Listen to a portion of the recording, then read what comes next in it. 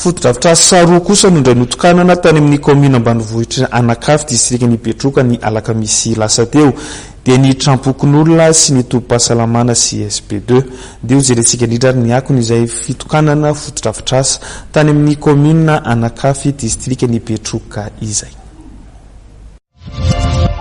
Lanonam-pitokanana foto-dravitrasa roa sosona no tontosaina atao amin'ny commune ambanivohitra Anakafy distrikny Betroka ny alakamisy 20 jolay lasa teo.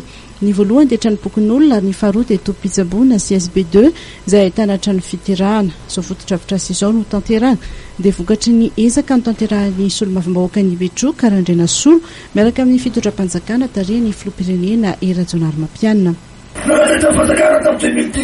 Oui, boire hôpital tam 2008 plutôt.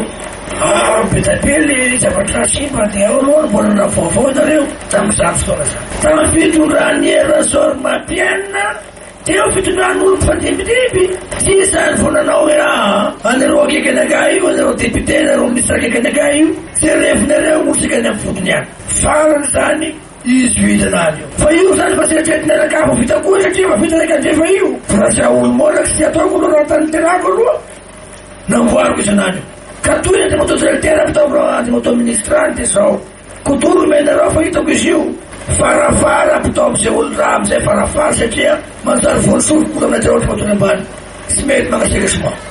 Masay farafara, député tiny mafenifepetra mahay raha maro e. Fa député nananafo, député nananatrio, député ty olo nizaly vao niakatra amin'izany député zany. Anisan'ny nanatrika ny lanonana atao Anakafy ny mpandrindra ny antoko HVM faritra Anosy.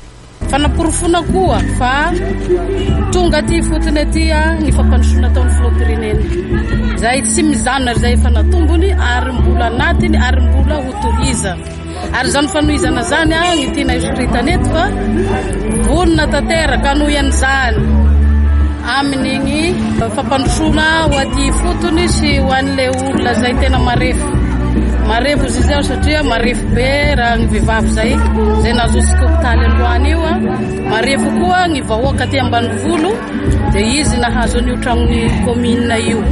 Tao anatin'ny hafanina no nandraisan'ny mponina ao amin'ny commune Anakafy distrikny Betroka ny foto-dravitrasa vaovao tranompokon'olona sy CSB2 izay notokanana ny herinandro lasa teo.